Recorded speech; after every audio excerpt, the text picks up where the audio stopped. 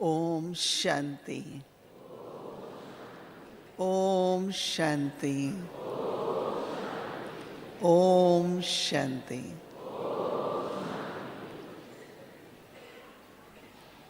हम सभी का परम सौभाग्य है और इस परम सौभाग्य का हम सभी को ये गौरव है, रूहानी नशा है। अगर हम अपने भाग्यशाली हैं, किन किन बातों के कारण इसकी लिस्ट बनाएं तो कितने 1000 पॉइंट्स तो होंगे किससे भी ज़्यादा। किन किन बातों में हम सौभाग्यशाली हैं। लेकिन आज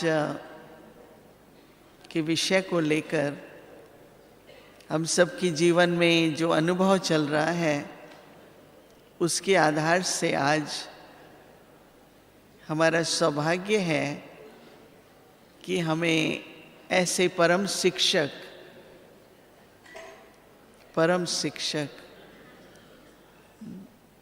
शिव बाबा कहें, परमात्मा कहें, भगवान कहें, उनके द्वारा हमें शिक्षा प्राप्त हो रही है। बहुत बहुत सुंदर शिक्षाएं बाबा हमें देते हैं जिससे हमारा जीवन बहुत सुंदर रहे और सदा काल के लिए अविनाशी रूप से हम भाग्यशाली रहें। तो आज का जो विषय है कि न्यारे और प्यारे, एक होता है अनासक्त होना कि हमारी किसी से अटैचमेंट नहीं है तो अनासक्त रहते हैं, परंतु अनासक्त में और न्यारेपन में भी फर्क है। जब अनासक्त होते हैं ना, जब सभी हम ज्ञान में आते हैं, आप सबको अनुभव होगा, तो हमें अनासक्ति आती है। तो लौकिक परिवार में जिनके परिवार के मेंबर्स ज्ञान को नहीं समझते हैं, उनके मन में बहुत हलचल हो जाती है कि अब ये लोग, इंग्लिश में हम कहते हैं भाई डिटैच हो गए, ये लोग डिटैच हो गए हैं। तो ये कोई डिटैच होने की बात नहीं है, परंतु न्यारा बनना और अनासक्त होने में भी फर्क है। तो सबसे पहले जो न्यारापन है उसके लिए हमें चाहिए साक्षीपन की स्थिति, क्योंकि अगर हम साक्षी हैं तो हम न्यारे हैं। परंतु न्यारेपन में भी जो सबसे पहला हमारा अभ्यास है, तो उसमें भी जो अभ्यास में आत्मिक स्थिति है, देही अभिमानी स्थिति है, अशरीरी स्थिति है, अब तीनों में फर्क है। आत्मिक स्थिति होती है कि हम चलते फिरते उठते बैठते मैं आत्मा हूँ, ये मेरा शरीर है। तो एक आत्मिक स्थिति में जो न्यारापन आता है ना, मैं आत्मा हूँ, ये मेरा शरीर है। सो सबसे पहला अभ्यास जो बाबा ने हम बच्चों को सिखाया है वो यही कि बच्चे अपने देह से न्यारे रहो। देह का ऐसे प्रयोग करो जैसे शिव बाबा आते हैं, बाप दादा आते हैं तो देह का कैसे प्रयोग करते हैं। ये मेरा सौभाग्य था कि मैं करीब 10-11 वर्ष तक ब्रह्मा बाबा के साथ बहुत आना जाना सेवा में रहा। तो हम ये देखते थे कि बाबा सब कुछ करते थे, भंडारे में भी आते थे, हम बच्चों के साथ भोजन भी करते थे, बच्चों के साथ खेलते भी थे, परंतु फिर भी ऐसा देखते थे कि बाबा उपराम है, बाबा न्यारा है। तो आत्मिक स्थिति का जो अभ्यास है उसमें भी जैसे मैंने बताया कि अशरीरी स्थिति है। अब वो अशरीरी स्थिति चलते फिरते तो नहीं हो सकती ना। चलते फिरते अगर अशरीरी हो जाएंगे तो रास्ता कैसे देखेंगे, लोग कैसे देखेंगे। तो अशरीरी स्थिति है जब बैठ के अभ्यास किया जाता है, कि बैठ जाते हैं और उसमें मैं आत्मा देह से अलग हूं। मैं आत्मा हूं, ये मेरा शरीर है, तो मुझे सेपरेट होना है, तो उसको कहते हैं अशरीरी। दूसरा, आत्मिक स्थिति जो है, मैं देह में हूं, देह से अलग नहीं हूं। देह में हूं परंतु देह से मैं कर्म करा रही हूं, कर्म इंद्रियों का मैं प्रयोग कर रही हूं। तो ये फर्क हो जाता है ना। कई हमसे पूछते हैं कि अशरीरी स्थिति और देह अभिमानी स्थिति में क्या फर्क है। अशरीरी स्थिति का अभ्यास, जिसको हम बॉडीलेस स्टेज कहते हैं, वो मॉर्निंग में जब बैठते हैं, अमृत वेला करते हैं, या कभी जब भी योग भट्ठी का भी मौका मिले, तो उसमें हम अशरीरी होके कि मैं आत्मा देह से अलग हूँ, दो हैं हम। परंतु आत्मिक स्थिति में हम दो नहीं हैं, क्योंकि कंबाइंड है ना। आत्मा शरीर में है, परंतु न्यारापन क्या है कि मैं आत्मा इन नेत्रों से देख रही हूँ, मैं आत्मा इन हाथों से काम करती हूँ। तो ये जो न्यारापन है, जिसमें कोई भी कर्म इंद्री का आकर्षण नहीं होता है। परंतु अशरीरी स्थिति में जो एकदम साइलेंस में चले जाते हैं ना, डेड साइलेंस, कि देह से न्यारे हो गए, पर फिर देह में आके मुझे कर्म करना है। तो ये जो न्यारापन, पहला पहला लेसन है न्यारेपन का, वो देही अभिमानी स्थिति, आत्मिक स्थिति का है, जिसका ज़रूर है कि आप सभी को बहुत बहुत अनुभव होगा ही। तो उससे फिर क्या होता है कि एक अलौकिकता आती है। इसको न्यारापन नहीं, अलौकिकता आती है। और उसमें फिर देह के जो भी संबंध हैं, तो संबंध भी छोड़ने तो नहीं है ना, परंतु उनमें अलौकिकता है कि ये मेरे लौकिक में है, परंतु आत्मिक स्थिति से उनको मैं आत्मिक स्वरूप से देखूं तो एक अलौकिकता आ जाती है। तो जैसे बताया उन्होंने कि जब मैं शुरू में ज्ञान में आई, मैं करीब 11 वर्ष की थी, तब मुझे ब्रह्मा कुमारियों का पता चला। मैं 15 वर्ष की थी तो मैंने एज ए स्टूडेंट ज्वाइन किया, और फिर 21-22 वर्ष तक बाबा ने कहा, ब्रह्मा बाबा ने, कि पढ़ो पढ़ो, पढ़ते रहे। 6-7 साल तक कॉलेज जाते रहे।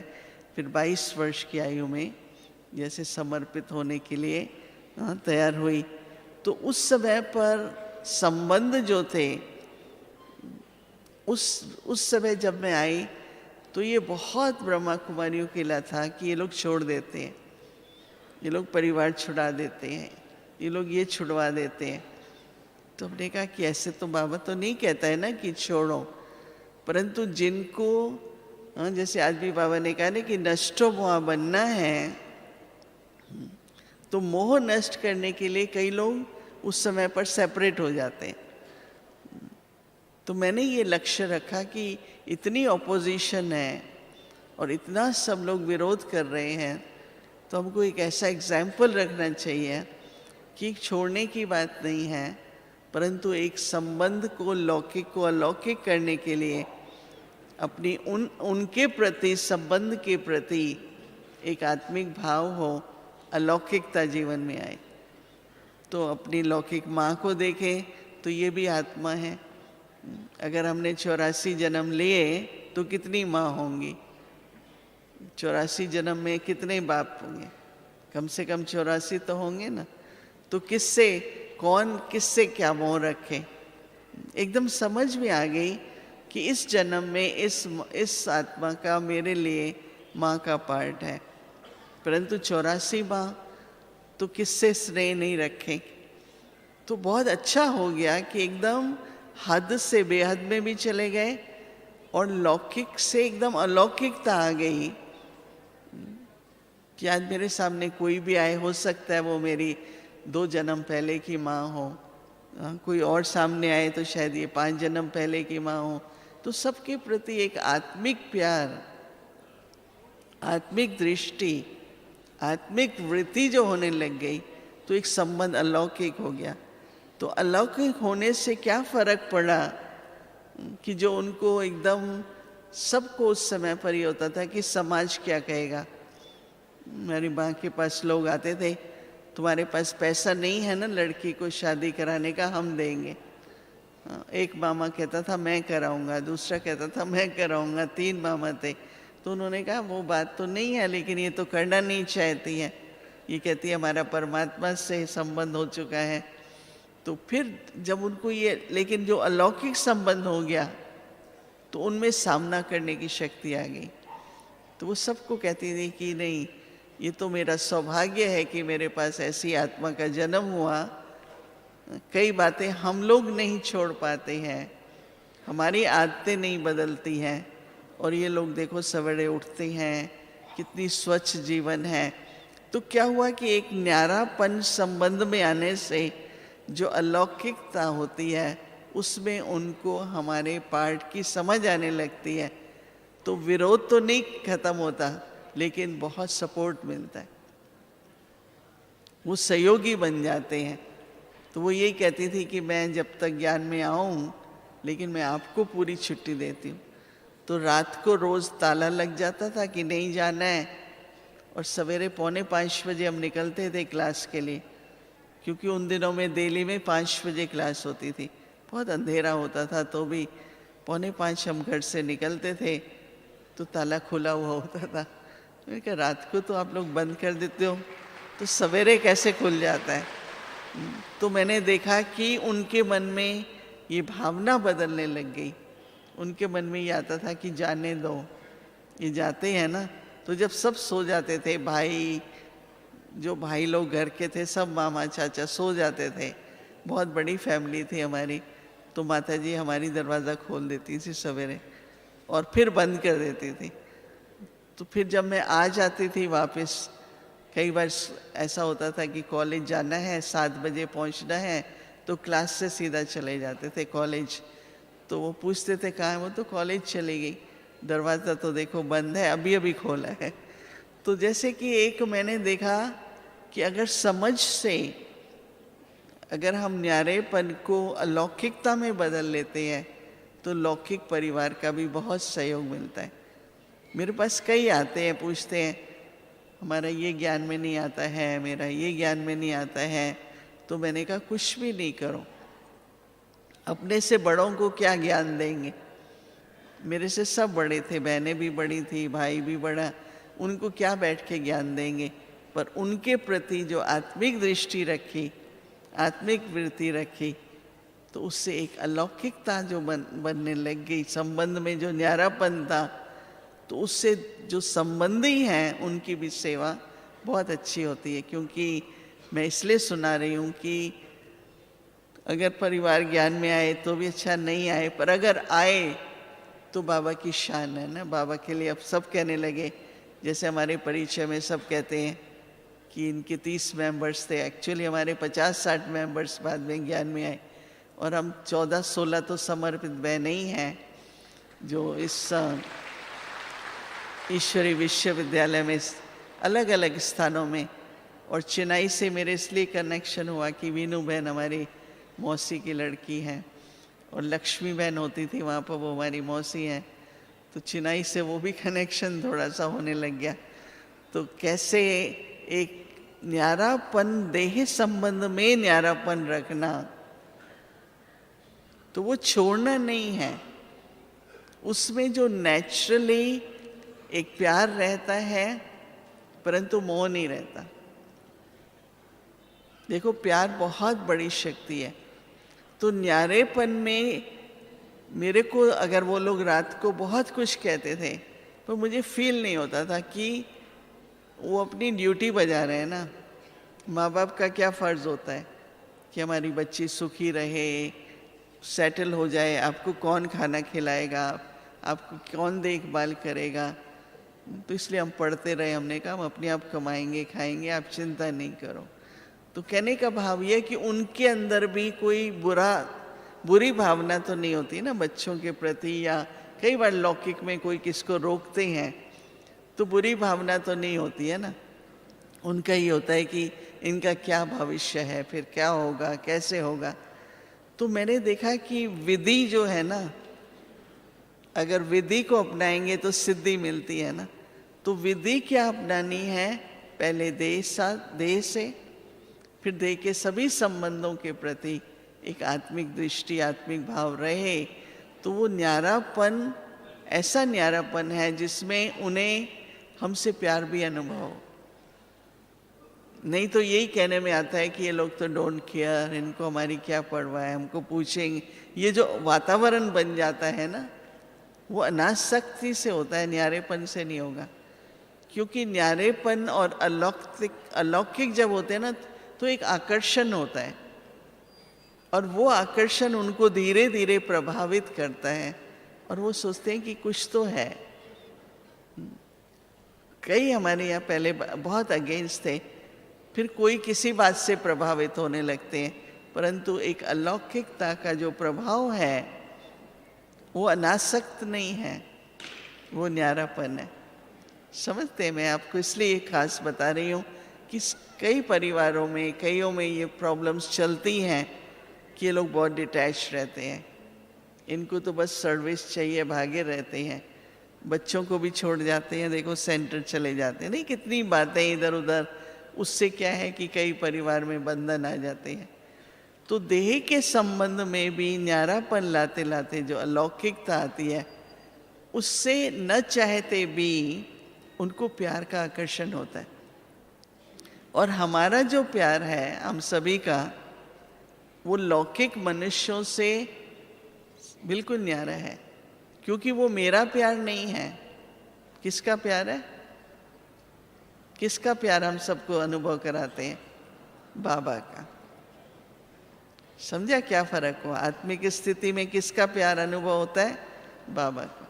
तो उनको धीरे धीरे, बेशक उनको परिचय न भी हो पहले, लेकिन बाबा के प्यार का और अलौकिकता का एक इतना सुंदर आकर्षण है कि वो उनको धीरे धीरे पहले सहयोगी बनाएगा, फिर उनको योगी बना देता है, और सारा परिवार जो है वो एक तरह से कोई योगी कोई सहयोगी के रूप में साथ साथ चलते हैं। तो न्यारेपन में प्रभु का प्यार जो है वो ज़रूर अनुभव होता है, और उसकी जो शक्ति है, तो ब्रह्मा बाबा का मैंने ये देखा कि उनका जो न्यारापन था, उस न्यारेपन में जो उनकी साक्षी स्थिति थी, देखो साक्षी होने का मतलब कि न्यारे होके देखो, अनासक्त होके नहीं, न्यारे होके देखो। तो न्यारे होके देखने से सबसे बड़ी विशेषता साक्षी दृष्टा, उसके साथ वो लाइट और माइट। ब्रह्मा बाबा चलते थे, आंगन में चलते थे, किचन में आते थे, हम बच्चों का हाथ पकड़ के बगीचे में ले जाते थे, बहुत कुछ साथ में किया। परंतु कुछ भी गलतियां तो छोटी मोटी होती हैं, हमारे पाप कर्म तो बंद हो गए ना, विकार की तो बात ही नहीं, कोई भी तरह का विकार नहीं, परंतु भूलें तो होती है ना कि बाबा ने कुछ कहा, बच्ची ये करो, हमने एक्यूरेट नहीं किया तो भूल हो गई ना। और बाबा तो एकदम परफेक्ट, किसी से इतनी भी भूल हो जाए तो बाबा कहता था तुम्हारी भूल के कारण बहुतों को व्यर्थ संकल्प चलेंगे, उसका भी तो बोझ है ना। तो बाबा को पसंद नहीं आता था कुछ भूलें या भूल करें। नहीं, आजकल तो कह देते हैं मुझे भूल गया, परंतु बाबा कभी भी हम बच्चों को, डांट तो बाबा ने कभी लगाई नहीं। आपने सुना है ना कि बाबा कभी भी क्रोध क्या, आवेश क्या, बाबा का चेहरा क्या, कुछ बदलता ही नहीं था।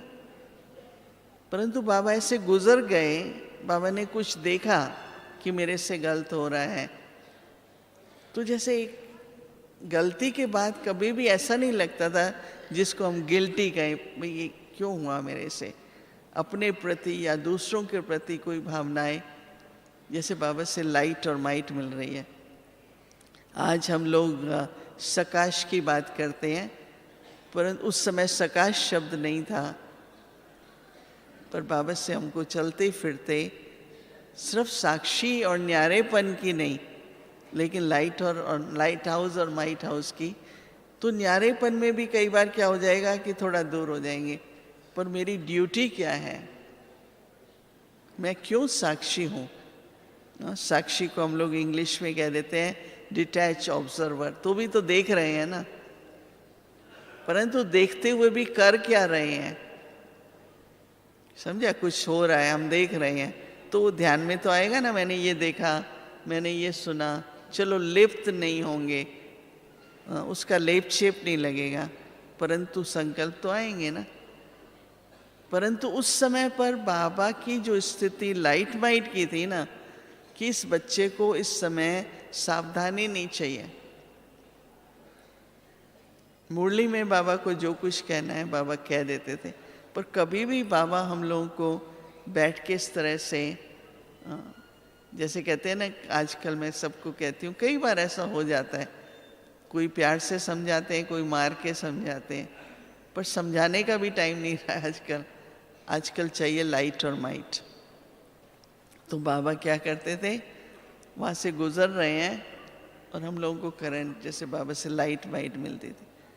कई बार बाबा कहते थे, बच्ची अभी आज रात को बाबा जग गया, बाबा लाइट माइट दे रहा था। बाबा को ऐसा लगता था कि उस आत्मा को जहाँ सर्विस के लिए भेजा है, कुछ विरोध चल रहा है, कुछ नीचे ऊपर चल रहा है, तो जैसे बाबा लाइट माइट दे रहा था।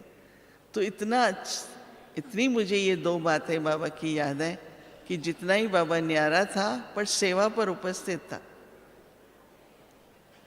समझा, साक्षीपन न्यारापन है, परंतु लाइट और माइट हमको देते रहना है, लाइट हाउस माइट हाउस बने रहना है। तो ये तो नहीं कि अपने ऊपर सिर्फ न हम शक्तिशाली स्थिति में रहेंगे, परंतु दूसरे को भी वो करंट जो मिलती रहती है, उसमें सेवा बहुत होती है।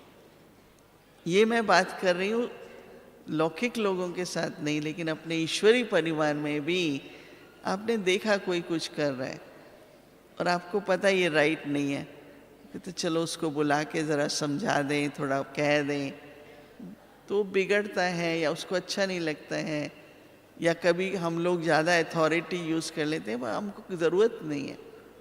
ब्रह्मा बाबा ने कभी भी मुरली के द्वारा सब शिक्षाएं दी, परंतु उसके अलावा साक्षी होके, क्योंकि शक्ति नहीं है तो भूल हुई ना।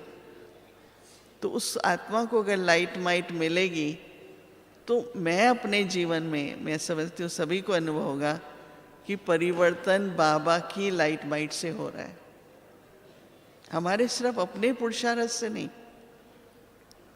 कोई सोचे मैं अपने पुरुषार्थ से परिवर्तन हो रहा हूँ, मुझे परिवर्तन होना, वो तो शायद 2-4 युग और लग जाएंगे तब परिवर्तन होगा।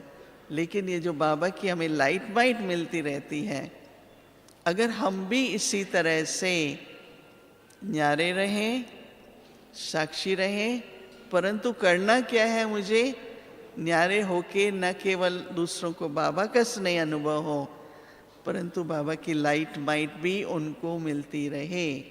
इस तरह से अगर हम चलते फिरते लाइट हाउस माइट हाउस होंगे, तो उस न्यारेपन की जो रिजल्ट है, वो जैसे कि एक विशेष तरह की सेवा जैसे कि हो जाएगी।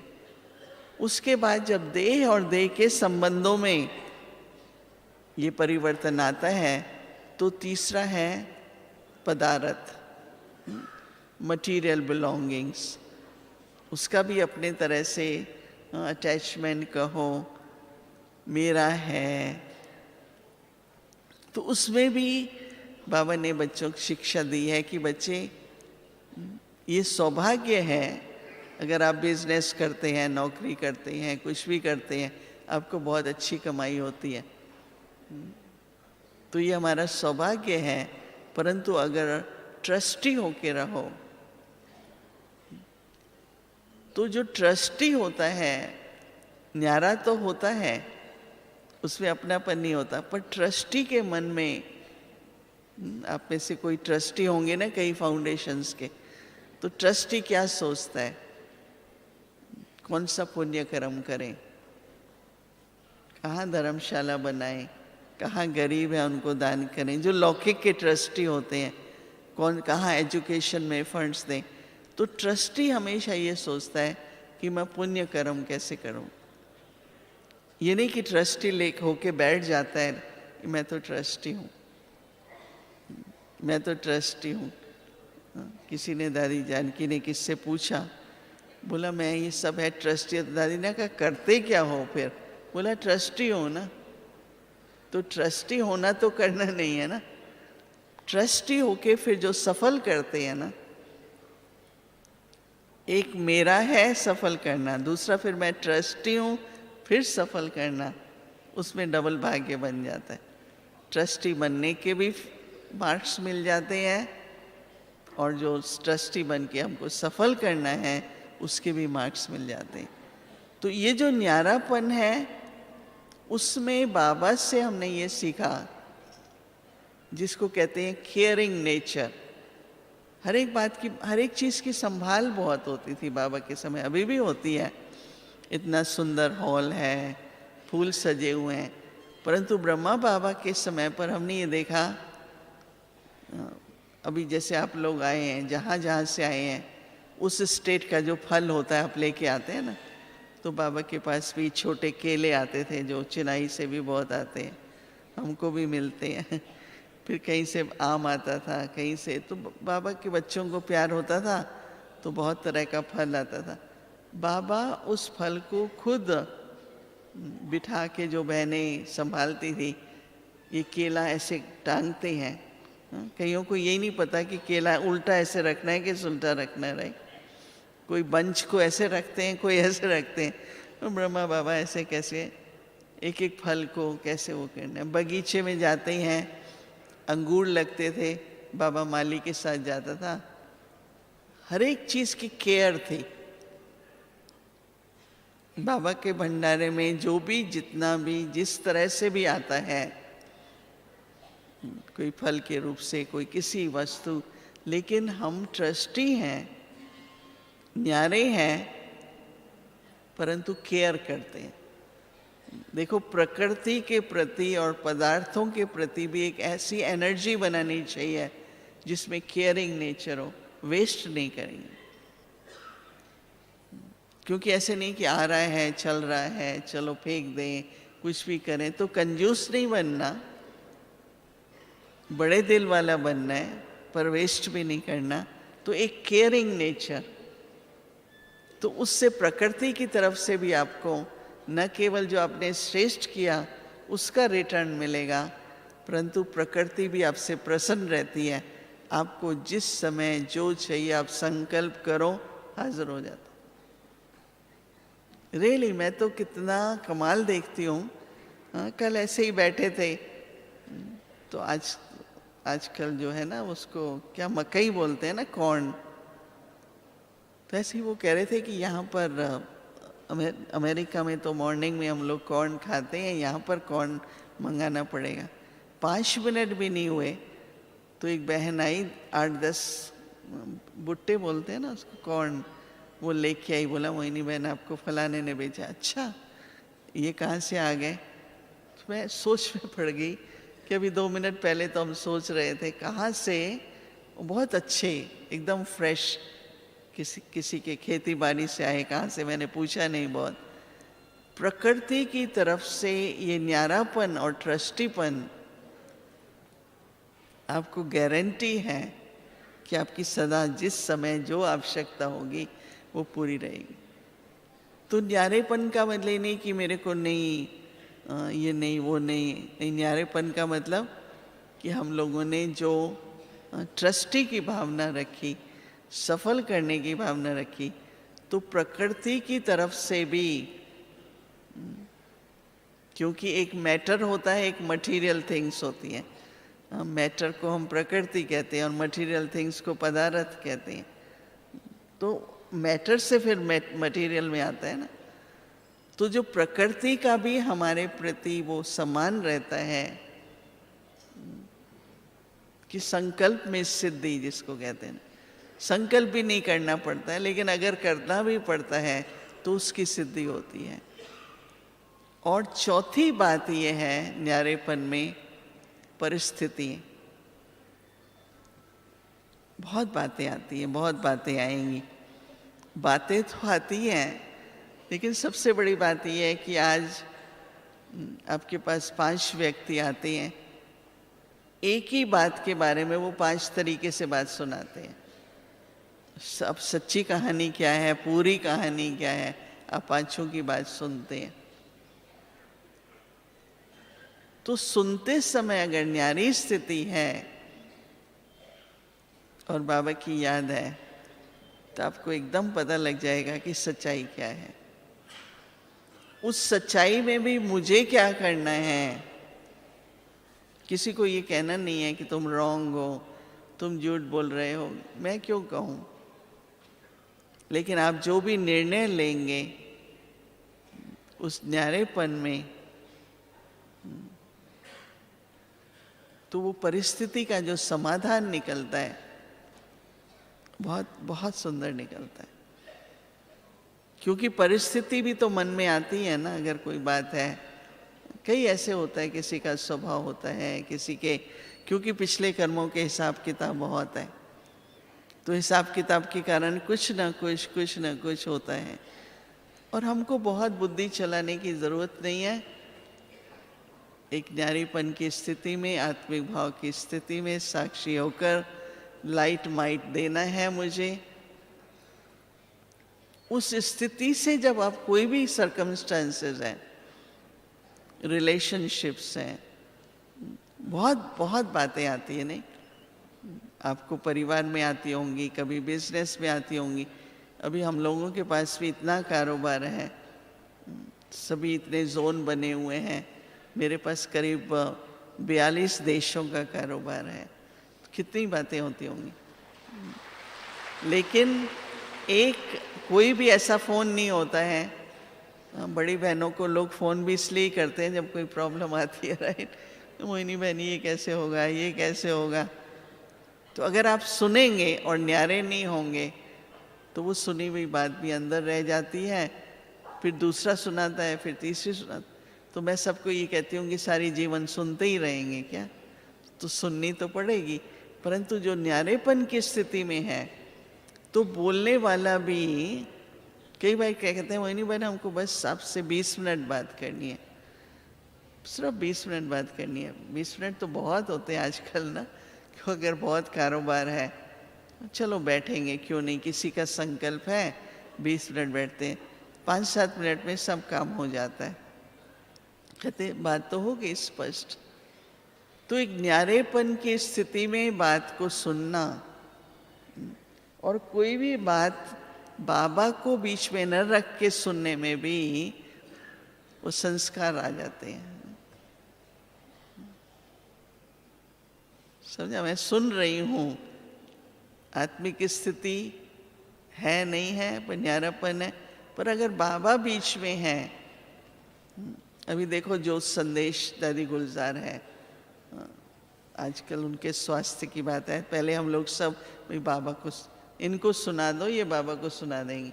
दादी गुलजार के पास इसलिए सुनाने जाते थे कि बाबा सुन रहा है।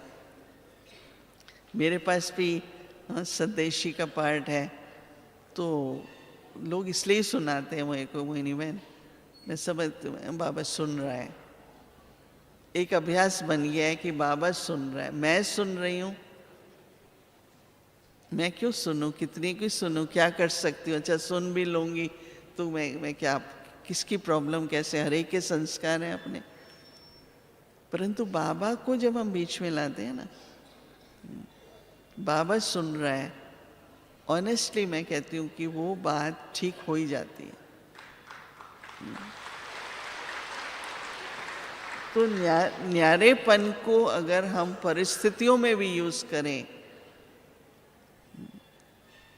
तो वो जो सिद्धि मिलती है, जो समाधान मिलता है, नहीं तो क्या हो जाता है कि थोड़ा भी किसी ने कुछ कहा तो थोड़ा टच हो जाता है ना हमको, तो हम सेंसिटिव होते हैं, टच होता है, फिर हम रिएक्ट कर देते हैं।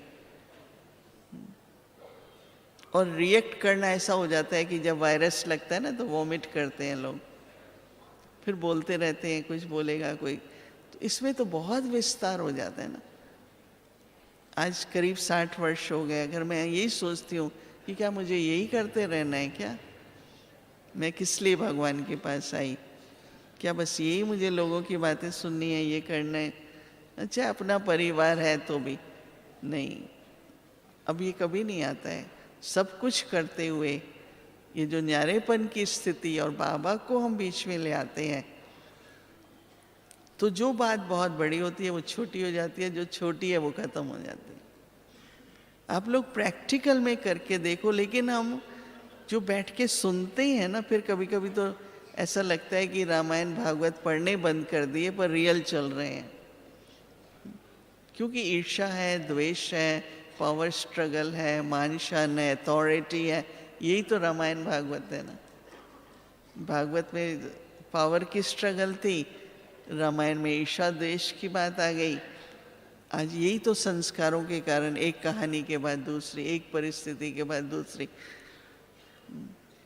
तो अपनी इस न्यारेपन और बाबा को सामने रख के मैं सुन रही हूँ, मैं देख रही हूँ। हमने ब्रह्मा बाबा को साक्षात रूप में ऐसा ही देखा।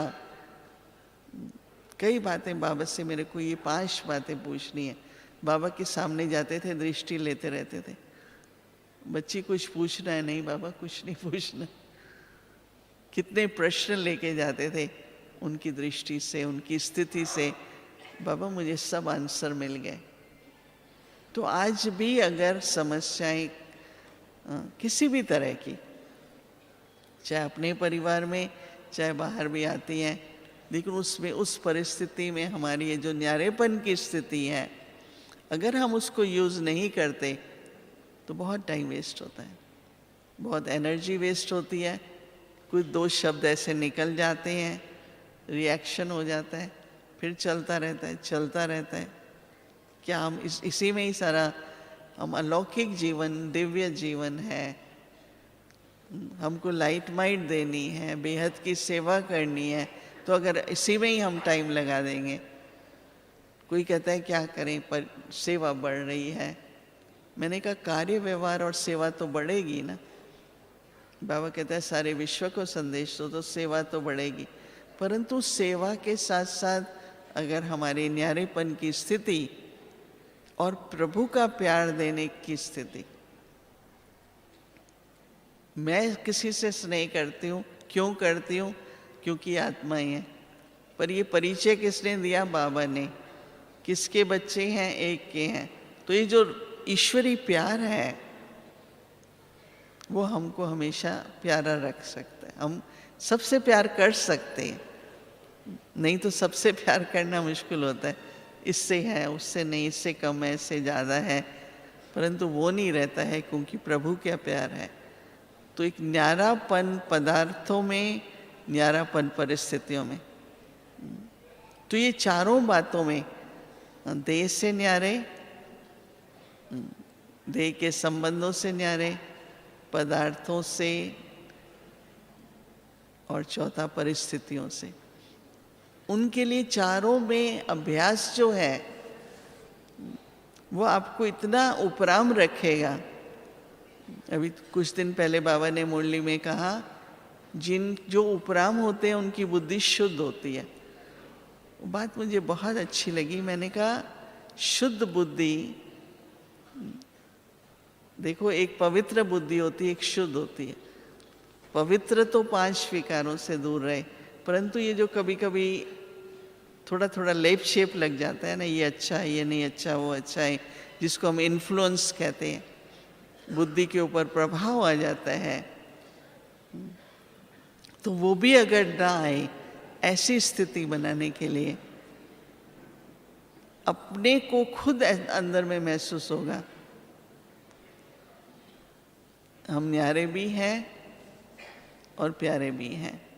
एक बार बाबा ने, कोई ऐसा समय था जब अव्यक्त बाप दादा पर्सनली मिलते थे, फिर ग्रुप से मिलते थे, एक एक देश से मिलते थे। तो और एक 5 मिनट नहीं, बाबा 15-20 मिनट तक बात करते थे। तो एक बार बाबा ने बहुत अच्छा वरदान दिया। बाबा ने कहा, बच्चे, जितना जितना तुम अपनी संपूर्ण स्थिति की तरफ आगे बढ़ोगे, आपको सर्व का स्नेह मिलता रहेगा। तो ये नहीं कि स्नेह मुझे मिले, सम्मान मुझे मिले, लेकिन अपनी स्थिति हम ऐसी बनाएं जो स्वतः ही सबकी भावना बनती जाए। मैं सबको हंसी में कहती हूँ कि देखो, मूर्ति मुझे बनना है, मंदिर मुझे नहीं बनाना। वहाँ भी अमेरिका में हमारे पास बड़े बड़े सेंटर्स हैं, बहुत बड़ा रिट्रीट प्लेस है, उसको हम पीस विलेज कहते हैं। मुझे थोड़ी मंदिर बनाना है, मुझे तो मूर्ति बनना है। पर कईयों का हमने देखा कि मूर्ति बनने का लक्ष्य छूट गया, मंदिर बनाने का बन गया। कोई मेरे से आके कहता है ना, मकान मकान, मैंने कहा तुमको क्या, तुम तो देवी हो, तुमको क्यों सोचना चाहिए। तो थोड़ा उनको ऐसा लगता है कि मोहिनी बहन क्या कर रही है। मैंने कहा मेरा अनुभव यही है कि जितनी अच्छी मूर्ति होगी उतना अच्छा मंदिर बनेगा। लेकिन मंदिर अच्छा हो, मकान बड़ा हो, सेंटर बड़ा हो, ये बड़ा हो, हम क्यों सोचेंगे। आपको विश्वास नहीं होगा, पर मेरी अपनी भावना हमेशा ये रही है। मुझे कभी भी ये नहीं होता कि ऐसा हो, ये ऐसा हो। मैं कहती हूँ नहीं, मुझे कैसा बनना है, तो प्रकृति की तरफ से, सर्व की तरफ से और बाबा की तरफ से, वो भी मुझे थोड़ी चाहिए।